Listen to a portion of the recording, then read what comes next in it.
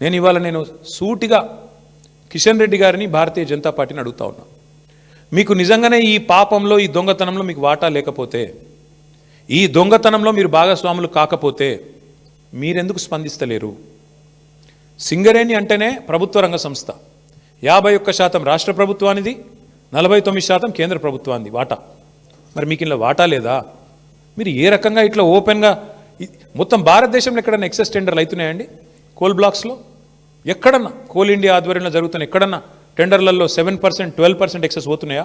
మరి ఎక్కడ లేని సింగరేణిలో పోతున్నాయంటే, ఎక్కడ లేని సర్టిఫికేట్, విజిట్ సైటేషన్ సర్టిఫికేట్ అనేది సింగరేణిలో పెట్టిరంటే, ఇవన్నీ చూస్తూ కూడా coal minister, central cabinet minister Kishan Reddy గారు నిర్లిప్తంగా ఉన్నారు, మౌనంగా ఉన్నారంటే ఏమనుకోవాలి మేము?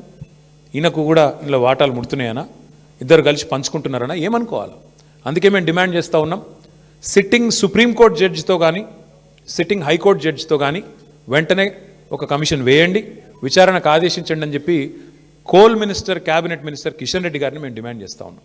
మీరు కేంద్ర ప్రభుత్వంలో ఉన్నారు కాబట్టి మీరు రాయొచ్చు డైరెక్ట్గా లెటర్, మీరు రాయండి, సుప్రీంకోర్టుకు రాయండి, సీజేకి రాసి ఇట్లా కుంభకోణం జరిగింది సింగరేణిలో, అక్కడ సెంట్రల్ గవర్నమెంట్ వాటా 49% ఉన్నది, ఇలా సింగరేణిని ఇష్టం వచ్చినట్టుగా దుర్మార్గంగా కొంతమంది చెరబట్టినారు, వెంటనే ఇందులో లోతుపాతులు చూడాలని చెప్పి ఈ సైటేషన్ సర్టిఫికేట్ ఎందుకు పెట్టినారు, ఇదివరకు మైనస్లో పోయిన టెండర్లు ప్లస్లకు ఎందుకు వచ్చినాయి, అలా సడన్గా ఇదివరకు అడ్రస్ లేని సృజన్ రెడ్డికి కాంట్రాక్ట్లు ఎట్లు వస్తున్నాయి, ఇవన్నీ బయటపడాలంటే, దొంగలు దొరకాలంటే సిట్టింగ్ జడ్జితో, సుప్రీంకోర్టు సిట్టింగ్ జడ్జితో న్యాయ విచారణ జరగాలి అని మేము డిమాండ్ చేస్తూ ఉన్నాం మా పార్టీ తరఫున.